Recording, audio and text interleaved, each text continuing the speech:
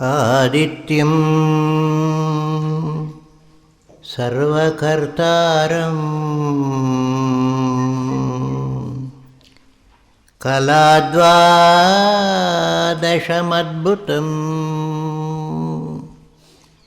आदित्यं सर्वकर्तारं कलाद्वादशम् अद्भुतम् पद्मद्वयकरं वन्दे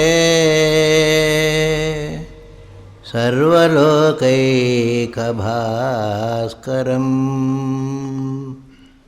पद्मद्वयकरं वन्दे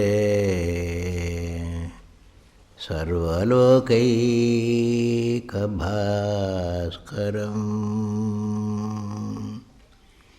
ॐ कृष्णेन रजसा वर्तमानो निवेशयन् अमृतं मर्त्यं च हिरण्ययेन सविता रतेन देवो याति भुवनानि पश्यन्।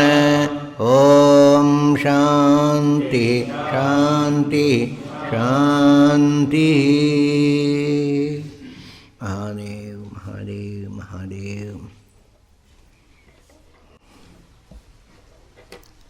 प्रत्यक्ष ब्रह्म को आवाहित कर रहे हैं इस सभा में, इस समय में। उत्तरायण पथ में आरूढ़ भगवान भास्कर को कल विधिवत हवन के द्वारा, पूजन के द्वारा इस पुण्य अवसर को हम सत्कार करेंगे, स्वीकारेंगे। बहुत अद्भुत ये एक संयोग है जो चुप्ता प्रकृति के द्वारा हमारे सामने आ जाता है। इसलिए बहुत से लोगों को मालूम ही नहीं होता है। इस मानव जीवन के प्रवाह में एक नई ऊर्जा संचारित हो रही है, एक नया अवसर खुल रहा है, नया द्वार खुल रहा है, उज्ज्वल द्वार खुल रहा है। पर वैदिक जानते हैं, साधक भी जानते हैं, उत्तरायण बहुत महत्वपूर्ण। असली में संबित का राजद्वार यही है। राजद्वार ये द्वार जो स्वयं तुम्हारा आत्म साक्षात्कार कराने वाला द्वार, उसका ये मार्ग है। सब जगह जा जाकर फिर दूसरे द्वार में चले जाते हैं, दूसरे मार्ग में चले जाते हैं, घूमते रहते हैं। उस संसार भ्रमण की पूर्ति करने वाला ये द्वार है। मोक्षद्वारम अपावृतम।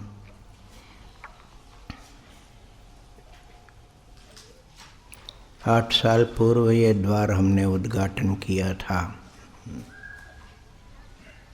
तो सुंदर संयोग संक्रांति के समय में हुआ है। तो सभी शंकरालोक साधकों के लिए ये एक प्रेरणा है। उसको देखते ही समझ लेना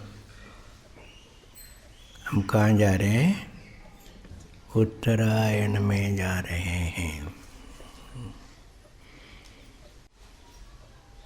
वैदिक दृष्टिकोण के सिवा जीवन को समझने के लिए और जीवन के सौंदर्य को देखने के लिए और उस जीवन को सफल बनाने के लिए कोई उपाय नहीं है।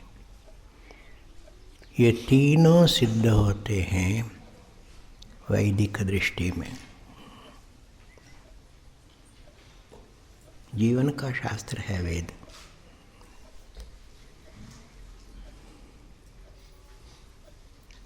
इसलिए हम धन्य हैं, हमारे पास वेद है, हमारे सामने वेद है, हमारे साथ वेद है।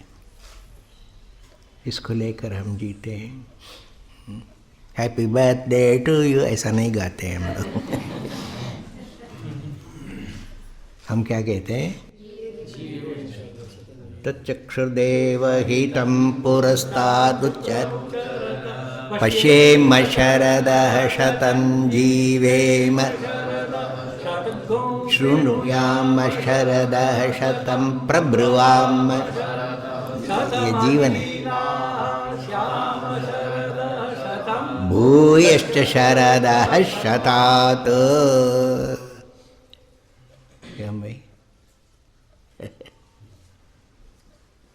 शरदः शतात् 100 साल से ज़्यादा जीना चाहते हो? चाहते हो क्या? सच्ची बोलो। नहीं।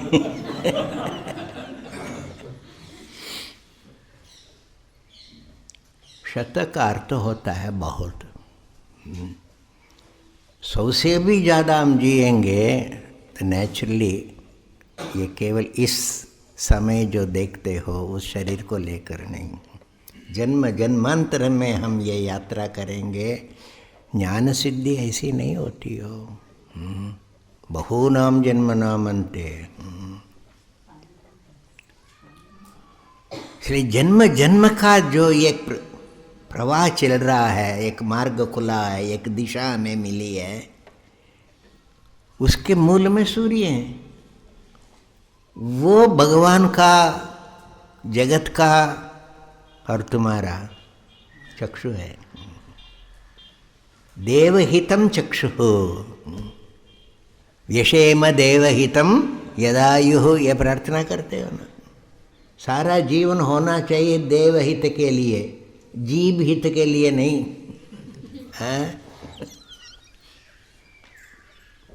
जीव हित के लिए भी नहीं, देवहितम।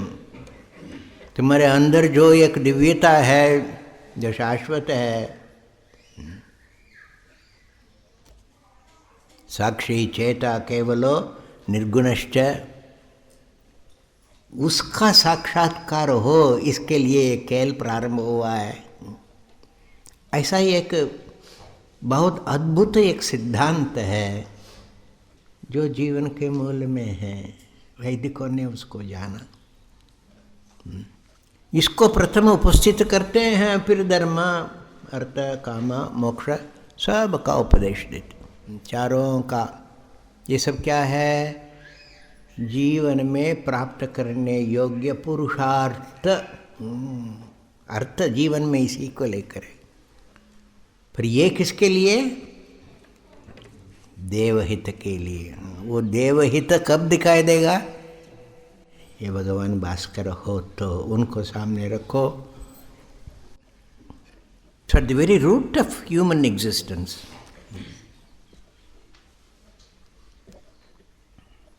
इसलिए ये प्रदान है। इसी को अग्नि कह के संबोधन किया वेदों में, सविता करके संबोधन किया, आत्मा करके सूर्य आत्मा जगतस्तुष्ट। ये ध्यान देने योग्य हो। आज तो गंभीर एक पर्व है। उल्लास में हम पतंग जैसे अपने आप को उड़ा देते हैं, वो दूसरी बात है। उसको भी कितनी गंभीरता से अशोक जी ने प्रस्तुत कर दिया।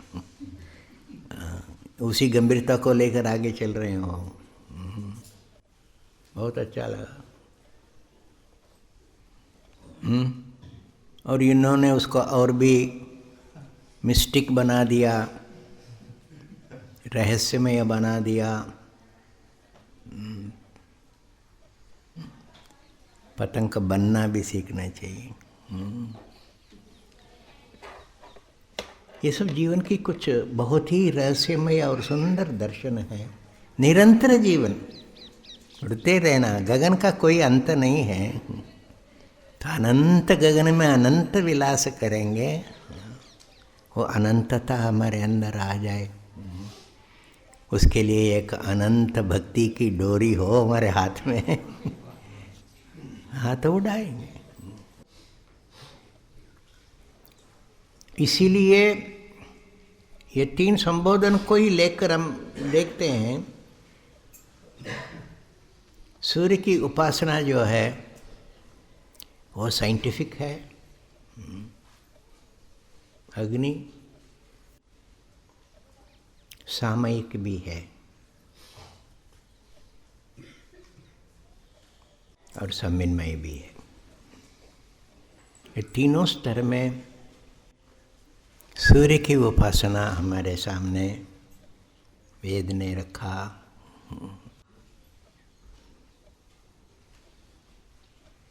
500 साल के पहले तो पाश्चात्य देशों को कुछ पता ही नहीं था, और पृथ्वी को तो एकदम सपाट मानते थे, और पृथ्वी स्थिर है और सूर्य घूम रहा है ऐसा मानते थे। 5000 साल से भी पहले खुद को किसी को मालूम नहीं वेद का क्या समय है। वेदों में इन सब का रहस्य बतलाया जो आज साइंस कह रहा है, आज उनको पता लग रहा है, बोलना भी उसको नहीं आता है। तो ये प्रत्यक्ष देवता है, तो इनका मार्ग भी प्रत्यक्ष है। Sun is the root of our life, ये तो सबको स्वीकार करना पड़ता है। जो साइंटिफिक है, जो भगवान को भी नहीं मानता, उनको भी स्वीकार करना पड़ता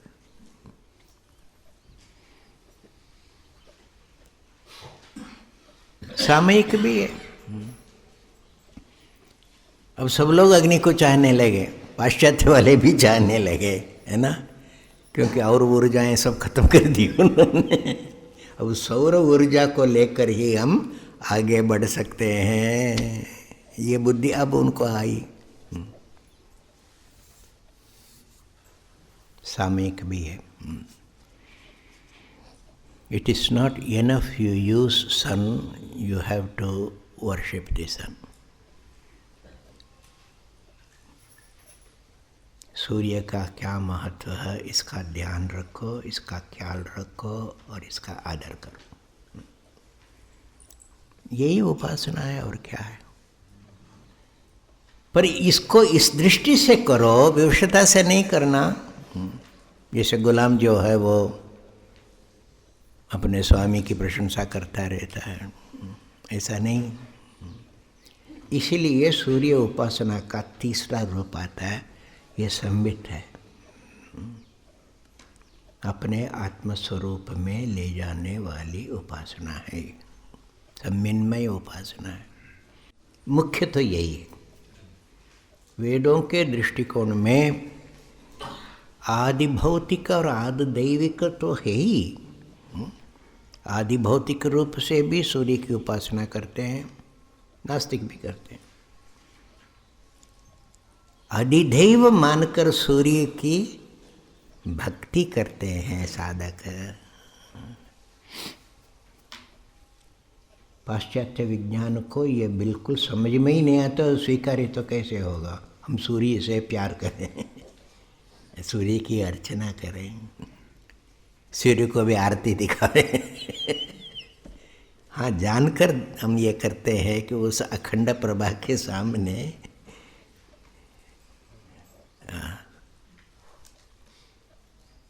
स्वरूप को जानकर करते हैं।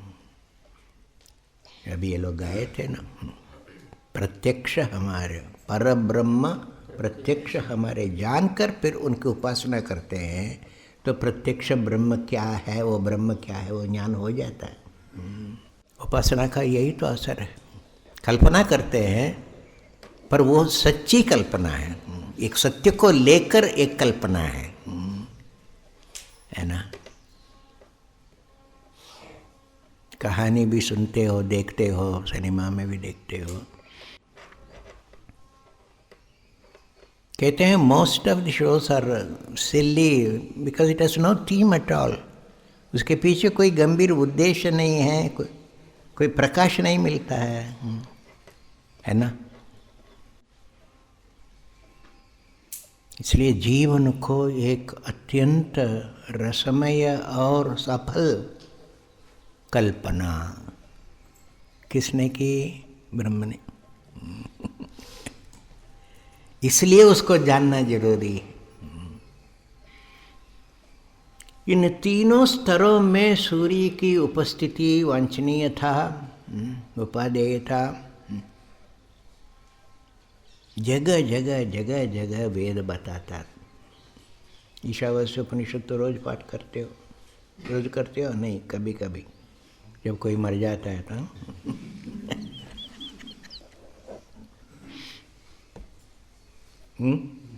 तभी करते हैं ना। अरे जीने के लिए किया है, मरने के लिए नहीं है ये मंत्र सब। पूषन्ने कर्षे यमसूर्य प्रजापत्य व्यूहरश्मीन् समूह तेजो यत्ते रूपं कल्याणतमं तत्ते पश्यामि योऽसावसौ पुरुषः सोऽहमस्मि। सारा वेदांत आ गया इसमें, सारा जीवन दर्शन इसमें आ गया। सारी जो प्रक्रिया है जीने की, सही प्रक्रिया धर्म, वो आ गया इसमें।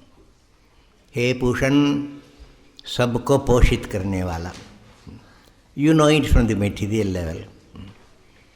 पर ये केवल भौतिक दृष्टि से नहीं, साइकिक दृष्टि से भी, अधिशक्ति रूप से ताकत देने वाले, बुद्धि की प्रेरणा देने वाले, वो भी एक पोषण, आत्म पोषण करना। ये कर्षे अकेला चलता है। ऋषि माने गति करने वाला ऋषि, ये भी ऋषि है, ये एक ऋषि है। नहीं तो ऋषि तो 7-8 एक झुंड के चलते हैं ना, ये अकेला चलने वाला ऋषि है।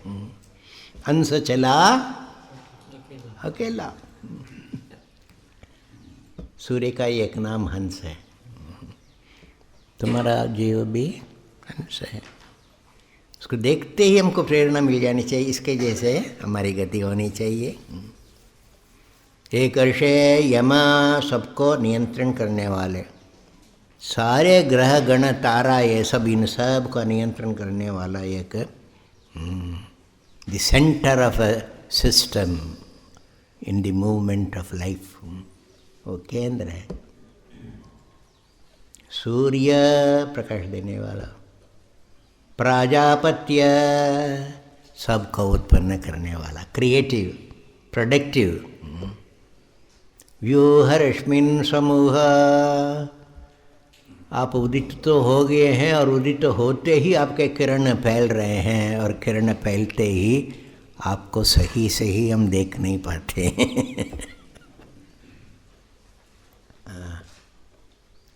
वेदांत इसी को बतला रहा है। आप जितना जितना जगत को जानते हो, उतना उतना आत्मा छिपता जाता है। क्यों? क्योंकि वो देख रहे हैं ना बाहर, आत्मा के ही किरण फूट फूट के जाकर शब्द स्पर्श रूप रस गंध सबको प्रकट कर रहा है। क्यों? नाना छिद्र घटोदर स्थित महादीप प्रभाभास्वरम ज्ञानम यस्य तु चक्षुरादिकरण द्वारा बहिस्पंदते। आत्मा बहिर जा रहा है, वो जाता कुछ नहीं है। क्या सूर्य उतर के ज़मीन पर आ रहा है क्या? पर ज़मीन तक पहुंच जाता है। कैसे है? किरणों से। इसलिए ये बहुत सुंदर दृष्टांत है, बिना हिले डुले ही चलना। उन्होंने अपने स्थान पर ही रहा और फिर पृथ्वी पर पहुंच गया। आज तक हम इसको समझ नहीं पाते हैं, ये कैसा हुआ, जिसको साइंस में कहते हैं radiation. Power will radiate, light will radiate. स्वरूप ऐसा है उनका। बिना हिले ही अनेज देखम मनसोज भीयो तन्नैजति तदेजति तन्नैजति। वो बिना हिलाए फिर हिलता है। इसको समझने की चीज़ हो। आत्मस्वरूप का वर्णन कर रहे हैं यहाँ। किरण, किरण वाले यही है ना। प्राजापत्य व्यूह रश्मिन समूह, पर मैं आपके इससे भी जो जगत को प्रकाशित करता है, इससे भी रहस्यमय और रसमय रूप में जाना चाहता हूँ, तो थोड़ा किरणों को समेट लो। व्यूह रश्मिन समूह, क्यों? तेजो यत्ते रूपम, आपका जो तेजोमय रूप है न, उसका कल्याणतमं पश्यामि, उसका कल्याणतम देखना चाहता हूँ। इसलिए साधक बोंदू नहीं हो सकता है। एक टुकड़ा दे दिया था, हाँ लेकर चले गया, बहुत मिल गया, बहुत मिल गया। उत्तम में जाते हैं, उत्तर उत्तम, उत्तम में जाने के लिए जो उद्यत है उसको उत्तर कहते हैं। ये उत्तरायण मैं उत्तम बनना चाहता हूँ, उनका मार्ग उत्तर मार्ग होता है। अब उत मार्ग में ही बैठे रहो, विषय को ही सोफिस्टिकेटेड बनाते जाओ, है ना। इसके सिवा साइंस का और कोई दृष्टिकोण नहीं है। विषय विषय विषय विषय के सिवा और कुछ है ही नहीं है।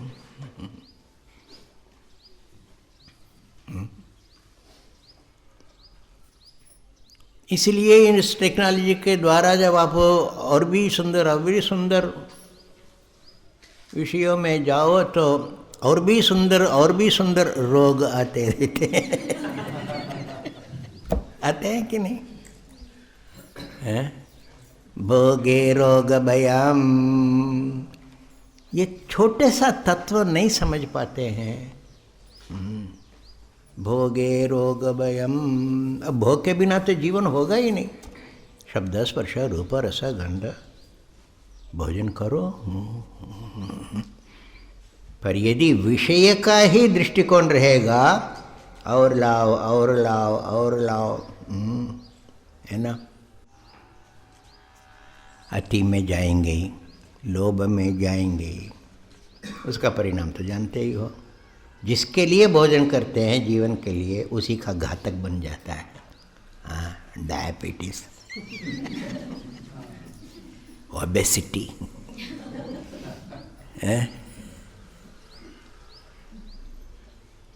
तो डॉक्टर का तो कोई चिंता नहीं, मैं क्या टोटल नी रिप्लेसमेंट कर दूँगा। TKR है हमारे पास। एक विकार जो तुमने उत्पन्न किया उसको ठीक करने के लिए फिर दवाई उत्पन्न करते जाओ।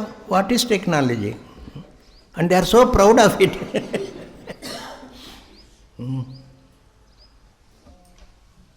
बिना माँ बाप बच्चे पैदा कर देंगे।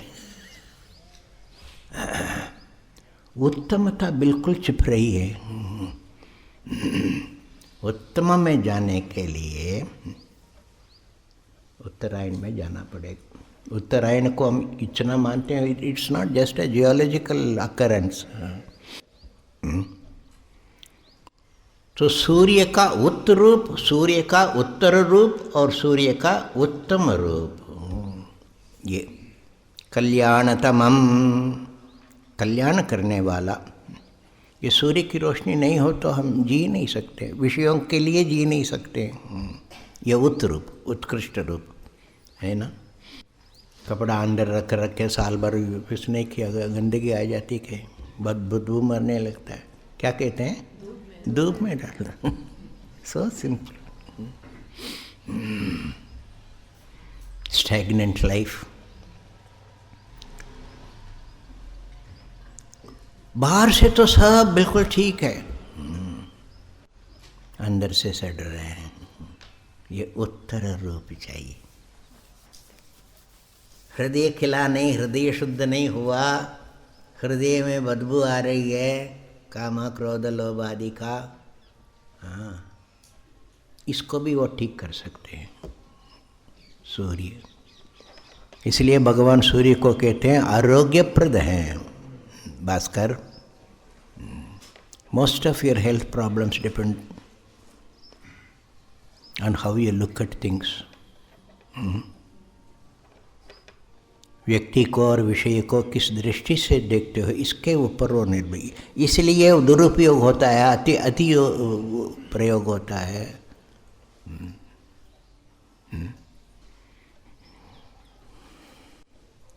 इसलिए तुम्हारे मानस को भी पवित्र करने वाला ये अग्नि का कार्य ही ये है। अग्नि का और एक नाम है पावक।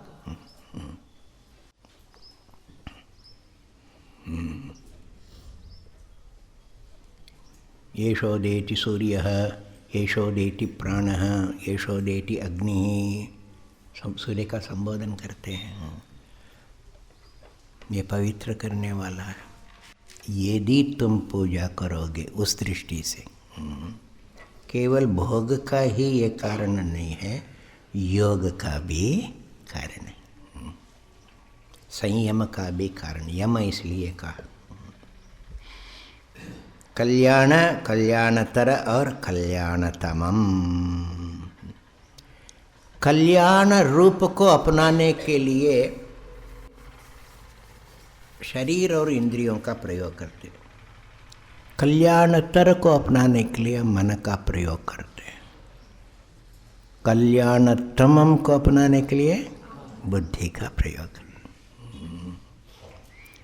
वास्तव में सोचो तो बुद्धि तो सब में है। शरीर का भी प्रयोग कल्याण के लिए होना चाहिए, तो उसके पीछे बुद्धि है ना। बुद्धिपूर्वक व्यवहार करो, बुद्धिपूर्वक दृष्टि करो, भावना करो। इसलिए बुद्धि तो मूल में है ही। कल्याणतम के लिए, इसलिए वो भगवान सूर्य का जो सर्वमान्य सर्वगृहणीय जो प्रार्थना है, उसमें केवल बुद्धि का प्रचोदन ही मांगा और कुछ नहीं मांगा, क्योंकि ये मूल में है। इस बुद्धि प्रचोदन से ही फिर शरीर भी ठीक हो जाएगा, मन भी शुद्ध हो जाएगा और बुद्धि प्रज्वलित हो जाएगा। तो कल्याणतम में केवल आत्म प्रकाशक ज्योति चाहिए।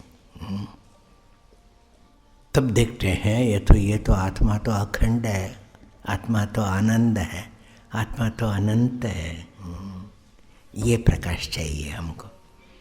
इसलिए आगे अंतिम में उस मंत्र में जोड़ा है, यो सावसौ पुरुषः सोहमस्मि। इस पर कभी चिंतन करके देखा? यो असौ पुरुषः स अहम अस्मि। जो ये पुरुष है, चैतन्य है, वो मैं हूँ। वो क्या है? पहले क्या है? कल्याण पुरुष और कल्याणतर पुरुष है। जो कल्याण पुरुष है वो ही कल्याणतर भी है और वो ही कल्याणतम है, और वो मैं हूँ। मैं पुरुष, क्योंकि मैं पुरुष हूँ, चैतन्य हूँ। पुरुष माने चैतन्य। शरीर का जो स्वामी, ये लोक स्वामी है। ये कल्याणतम का रूप बतला दिया। जहाँ अभेद है, अखंड है, अद्वैत है, आनंद है। अब किसी की कोई सीमा है ही नहीं, तब आनंद का अनुभव होगा। सीमा रहेगी तो फिर स्पर्धा होगी। इसीलिए मुझे बहुत प्रसन्नता हुई। अब की बार, हमेशा मैं सूर्य के बारे में कहता रहता हूँ,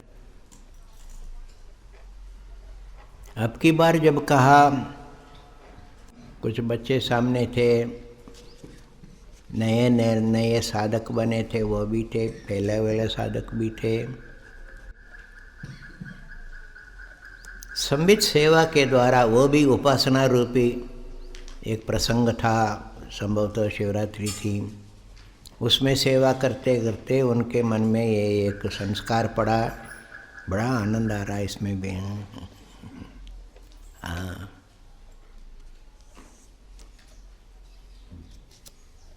एक युवा को यदि शिवोपासना में आनंद आता है तो समझ लेना वो उत्तरायण में है। अब उनको थर्ड स्टेज बता सकते हैं। वो लोग कुछ थे वहाँ, उनको कहा कि देखो ईश्वर को यूँ तो समझ नहीं सकते हैं, तो ईश्वर की उपासना कैसे करोगे, शिव को समझ नहीं सकते हैं। थोड़ा थोड़ा करके समझ सकते हैं।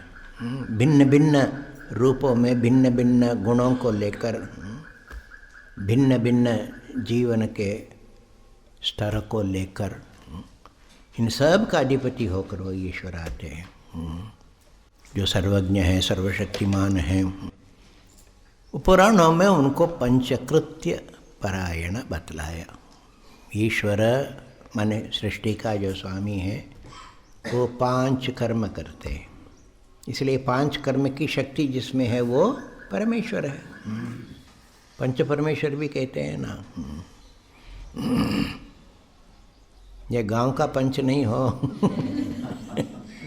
वो लोग तो यही मानते हैं हम परमेश्वर है। सृष्टि स्थिति लय निग्रह अनुग्रह, इसके विस्तार में नहीं जाऊंगा, प्रसंग नहीं है।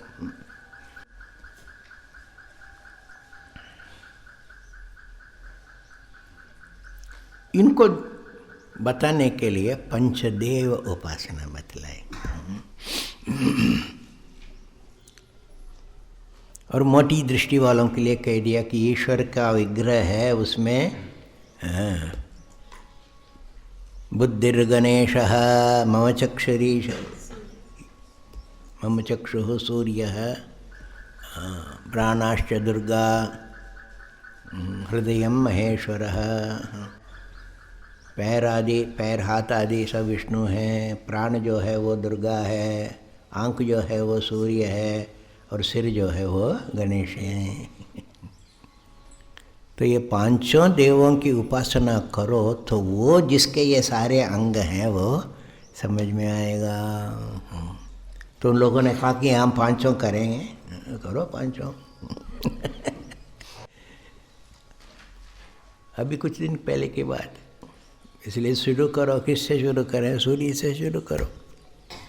वो सब सूर्य की उपासना में जुड़ गए। अब के उत्तरायण में इसलिए एक विशेषता देख रहा हूँ, हमारे लिए एक उत्साह की बात देख रहा हूँ। वो लोग भी सब आएंगे कल, हवन में आके भाग लेंगे। विधिवत अनुष्ठान कर रहे हैं, मंत्र जप कर रहे हैं, उपनिषद का पाठ कर रहे हैं, स्तुति कर रहे हैं, नाम ले रहे हैं। इसके द्वारा क्या होगा? बुद्धि जागृत हो जाएगी। ये नहीं पूछना कि क्या मेरे पास बुद्धि नहीं है, क्या बुद्धि बहुत है। न चोर के पास बुद्धि नहीं है क्या? तुमसे ज़्यादा बुद्धि तभी तो चोरी करके जाता है, तुम पकड़ नहीं पाते हो। हाँ क्यों भाई? तुमको जो वो साबुन पाउडर सब बेचने वाला कितना बुद्धिमान है। तुमको बेवकूफ़ बना दिया ना। वो बुद्धि नहीं, ये तो विषय की बुद्धि। इसलिए पहले हमने कह दिया कल्याणतमम, परमेश्वर की बुद्धि चाहिए, परमेश्वर को समझने की बुद्धि चाहिए। समझेंगे तब उनके साथ एक हो जाते हैं। You need not achieve anything, you have everything, you don't know, that's all. आत्मज्ञान की बुद्धि चाहिए।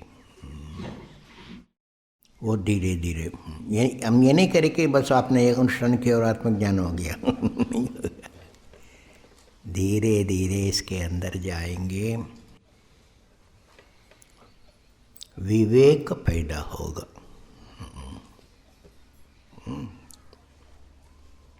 तो कल आप लोगों को पूछा गया था क्या विवेक है, पूछा गया था ना?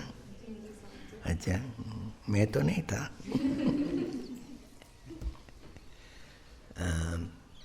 विवेक माने अलग अलग कर, ये असौ असौ मालूम हो जाना चाहिए किस तरह में ये है, पहचानने की बुद्धि।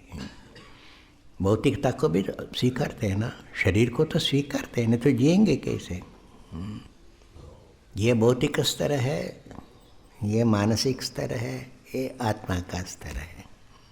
तीनों को पहचानने की बुद्धि आती है। धियो यो न प्रचोदयात्,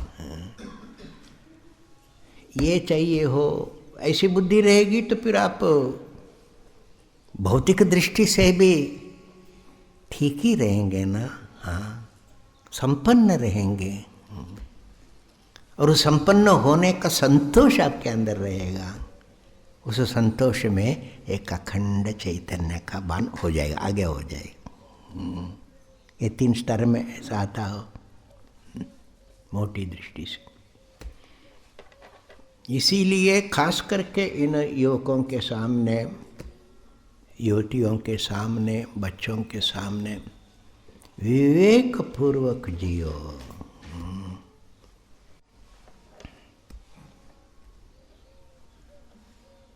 भगवान ने संसार को ऐसा बनाया कि विवेक नहीं करोगे तो दुख पाओगे, और विवेक करोगे तो सुखी हो जाओगे। विवेकी सर्वदा मुक्तः कुर्वतोपि नास्ति कर्तृता। जो विवेकवान होता है वो तो मुक्त हो ही गया, क्योंकि कर्म करते हुए भी कोई बंधन, ये बंधन आने से ही मुक्ति नष्ट हो जाती है ना। जैसे जनक है, जैसे श्री कृष्ण है, जैसे श्री राम है, दृष्टांत दिया।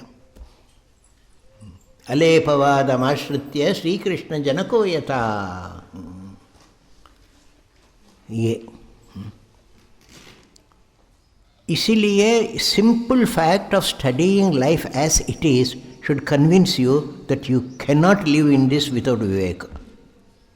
Why? Because life is a mixture of good and bad, food and poison, death and everlastingness. It's a mixture. पर अलग करना सीखो तब ना। समझ गए? मैं अत्यंत संकेत मात्र बोल रहा हूँ। तो सृष्टि की प्रक्रिया में हमारे वेद ये बताता है, ब्रह्मा जी की आज्ञा से ऋषियों ने और प्रजापतियों ने इन्हीं को पहले प्रकट किया था, वो सृष्टि करने लगे। वो कुमार जैसे बैठे बैठे ब्रह्मा जी थोड़ी बनाते जाते हैं।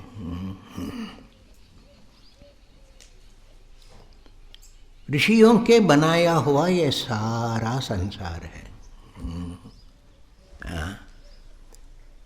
उदाहरणार्थ कश्यप ऋषि, दक्ष के, ये सब फिर कहानी बना दिया just to represent, but there is a fact behind it.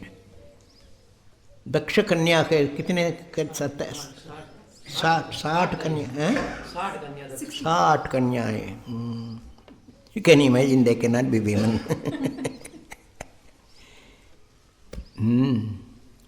Aditi एक दक्ष कन्या थी, उससे फिर कश्यप ने आदित्य को बनाया। यह प्रथम देवता है आदित्य। आदित्य सूर्य का नाम है। सारे देवों से उत्पन्न हो गया। दिति से दैत्य उत्पन्न हुए। तो सृष्टि में देव भी हैं और दैत्य भी हैं। अब मूर्ख आदमी कहता है कि ये भगवान ने ये कांटे क्यों बनाए, बिना कांटे के पुल बना देते।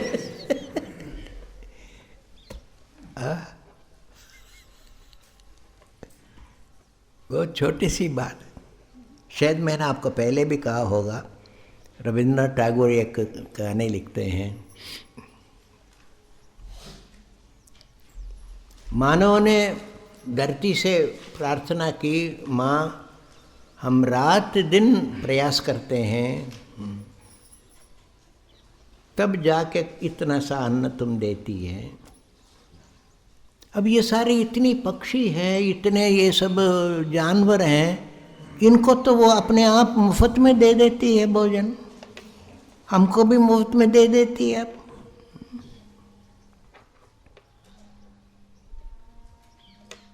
ये भगवान ने ऐसा क्यों बनाया? तुम गाना चाहते हो, गाना तो आता नहीं है। हाँ, तुम कुछ आवाज निकालते हो, उसको गाना मानते हो, पर वो गाना नहीं है।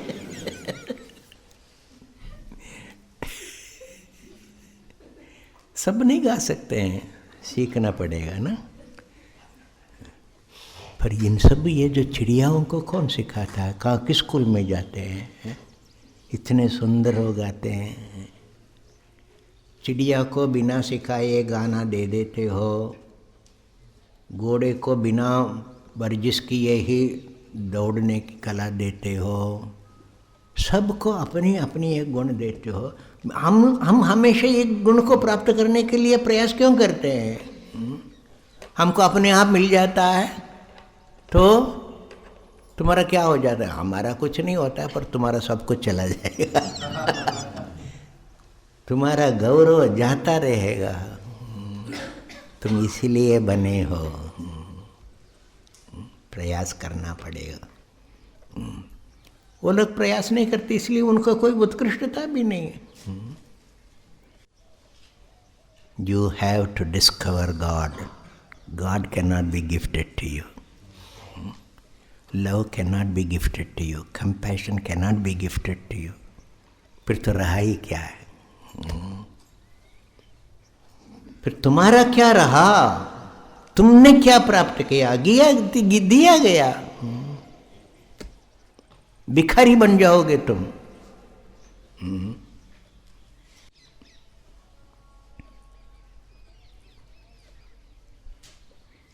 इसीलिए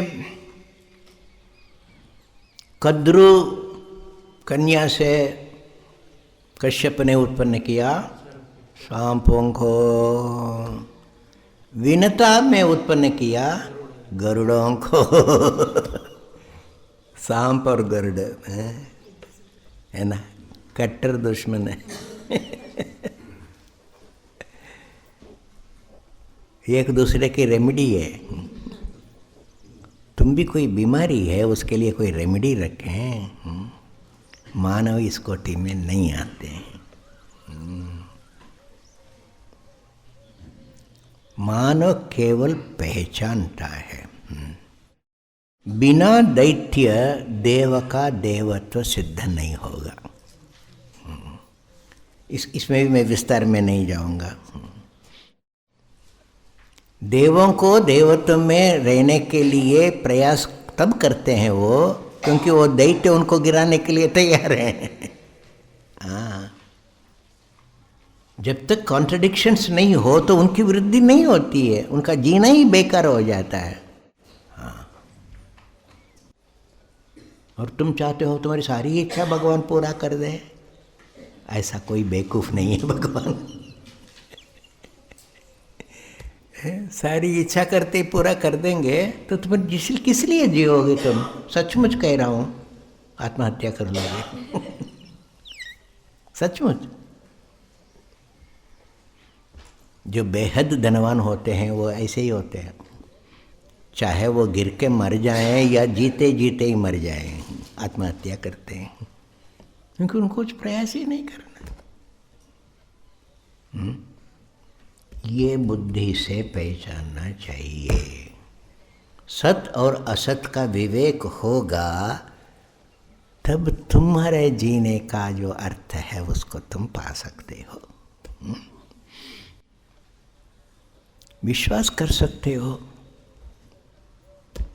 भगवान का पुत्र राक्षस निकलता है। भगवान का पुत्र। भगवान श्री कृष्ण ने कई शादी किए, क्योंकि वो इतना आकर्षण उनमें था, तभी तो उसको कृष्ण कहते हैं। इसलिए जो कोई कहता है मेरे कन्या को ले ले, मेरे कन्या को ले, और वो तो मना करने वाला नहीं है।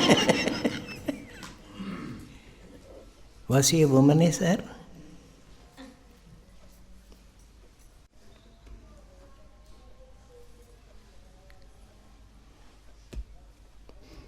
गणेश जयंती पर हम हमेशा आपको स्यमंतक मणि की कहानी सुनाते हैं।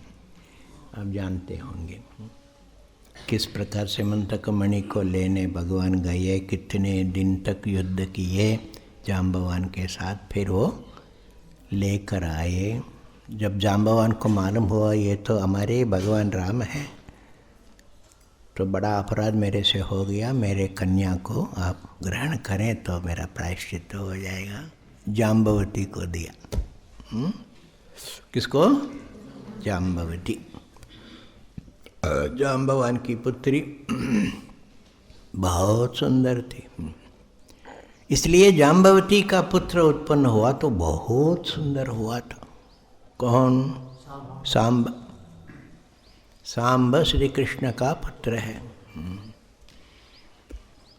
क्योंकि वो इतना सुंदर था, बदमाश बन गया। वो सुंदरता उनके लिए अभिशाप हो गया। सबसे छेड़ाछेड़ी करें।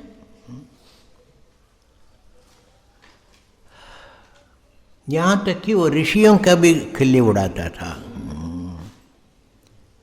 जब दुर्वासा का अपमान किया, दुर्वासा ने शाप दिया, तुम्हारे शरीर में 8 प्रकार के कोढ़ हो जाएंगे, अष्टकुष्ठ हो जाएगा। शरीर में कोढ़ हो गया। वो सारा गर्व, अहंकार, दर्प वो सब इसमें था ना। अब वो शरीर के पास कोई जाना ही नहीं चाहता है। बहुत दुखी हुआ। भगवान कृष्ण के पास जाके एकांत में बहुत रोया। भगवान ने कहा कि किया हुआ तो भोगना ही पड़ेगा, ऋषि का शाप है। मैंने कुछ तो उपाय है।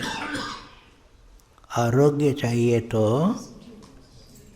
इसलिए मैं ये कहानी कह रहा हूँ। सूर्य की उपासना करो। आप बताएं। उन्हें कहा नारद जी के पास जाओ। खुद नहीं बताए, भी जानते हैं वो करेगा नहीं। जीवन भर मेरी बात नहीं मानी तो आप कैसे मानेगा? आप तो जानता। हाँ मैं जानता हूँ, पर मैं नहीं बताऊंगा। नारद जी ने उनका सारा सांगो पांगा बतलाया, जिसको कोणार्क कहते हैं ना। वहाँ जाके उन्होंने उत्कल देश में, अभी भी उसको मित्रवन कहते। मित्र सूर्य का एक नाम है, सूर्यवन भी कहते। मित्रवन में बैठ के कठोर तपस्या के जप किया। स्तुति भी बताई नारद जी ने, उसका पाठ किया, नियम से किया। दुराचार करोगे तो उसका फल मिलता, तो सदाचार का फल नहीं मिलेगा। फल मिला। भगवान ने उनको आशीर्वाद दिया, सारा कुष्ठ रोग दूर होगा। वो तो डॉक्टर लोग भी कर सकते थे, नहीं? TKR।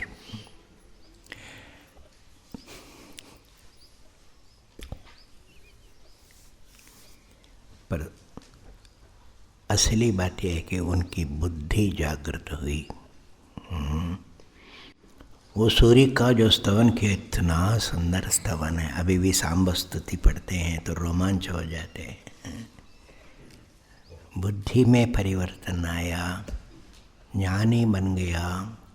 इसका प्रमाण मिलता है। सब दूसरे जो यादव थे, वो अपनी बदमाशी तो छोड़े नहीं। वो भी अपने घमंड में, क्योंकि मिनिस्टर का लड़का है, मेरे को कौन पकड़ सकता है? कृष्ण का लड़का। उनका फलस्वरूप मूसल युद्ध में सब मारे गए। सांब भी था, वो एकदम ध्यान करते हुए शरीर छोड़ा। जीते जीते उन्होंने कोणार्क जहाँ तपस्या की, वहाँ तो उदय सूर्य के लिए मंदिर बनाया। मध्यान्ह सूर्य के लिए मथुरा में, मथुरा से राज्य करता था, मथुरा में वहाँ से बनाया। मूल स्थान में जाके अस्त होने वाले सूर्य का मंदिर बनाया। मुल्तान जानते हो? मुल्तान भारत ने छोड़ दिया। कहीं 50,000 मन का सोने की मूर्ति थी मुल्तान में। ह्वेनसांग था ना वो चाइनीज ट्रैवलर, उन्होंने रिकॉर्ड किया है। इतना बड़ा सूर्य का स्वर्ण मूर्ति बनाए उन्होंने। देखो ये क्या परिणाम है? ये बुद्धि का प्रचोदन है। इसीलिए निश्चित रूपेण हम कह सकते हैं, और उपासना करो या नहीं करो, पर सूर्य की उपासना करो, बेड़ा पार हो जाएगा। इसी जन्म में हो जाएगा।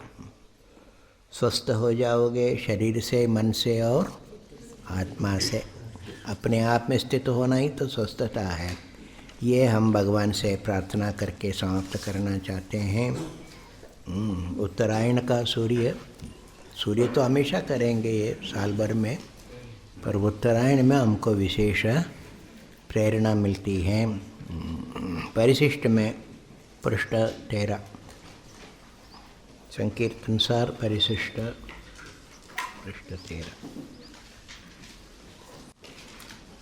भास्करं यजामहे प्रविष्टम् उत्तरायणम्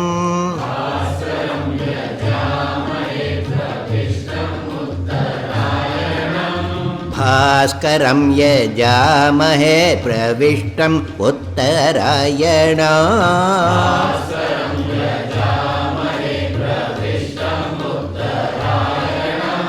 भर्गं पुष्टिविवर्धनं प्राणिनां परमायणम्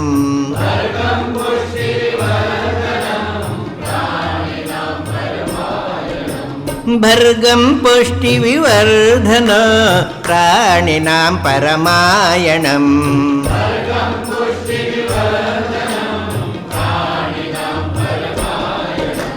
भास्करं यजामहे प्रविष्टम् उत्तरायणम्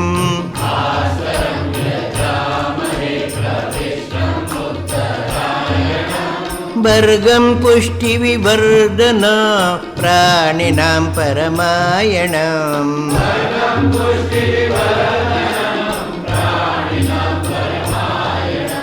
सप्ताश्वरतमारूढं गायत्री प्राणवल्लभा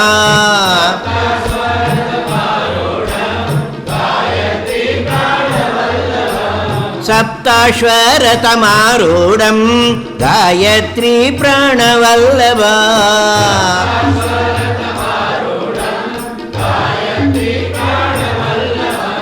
ज्योतिपुञ्जं च वरेण्यं सवितारं नारायण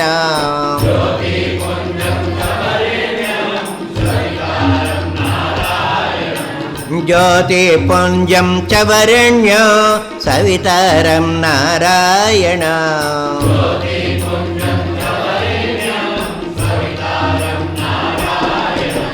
भास्करं यजामहे प्रविष्टम् उत्तरायणम्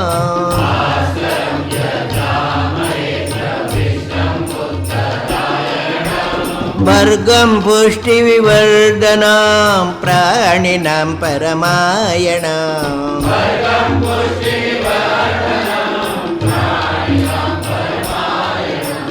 आदिदेवं महादेवं द्वादशात्मानमद्वया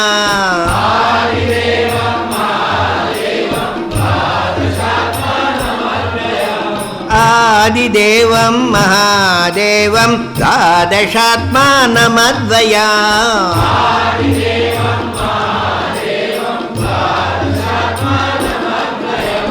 आरोग्यप्रदमादित्यम् अनात्मबुद्धि निवारण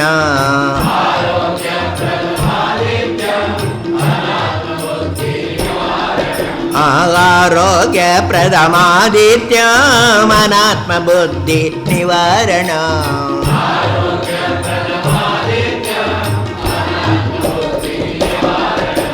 भास्करं यजामहे प्रविष्टम् उत्तरायणम्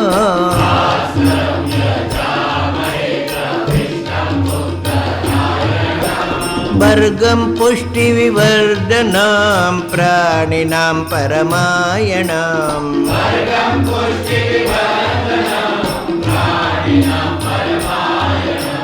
जगद्बीजं जगन्नेत्रं तेजोगात्रं दिवाकरम्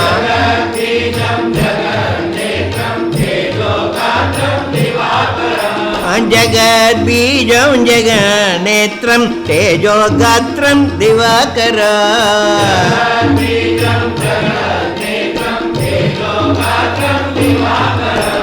संवित्साधकमित्रवरं सर्वार्थसिद्धिकारणम्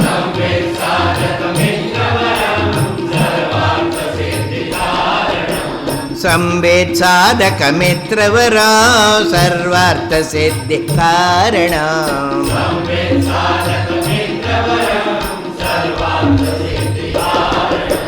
भास्करं यजामहे प्रविष्टम् उत्तरायणम्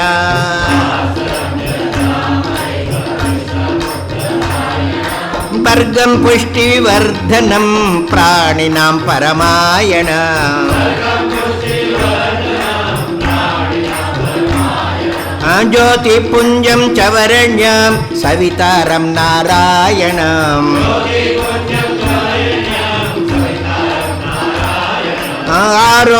आरोग्यप्रदमादित्यम् अनात्मबुद्धिनिवारणम् संवित्साधकमित्रवर सर्वार्थसिद्धिकारणम् संवित्साधकमित्रवर सर्वार्थसिद्धिकारणम् भास्करं यजामहे प्रविष्टम् उत्तरायणम्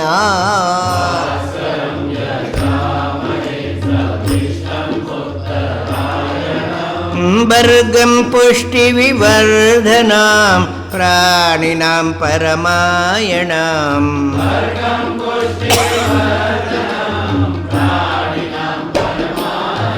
ॐ नमः पार्वती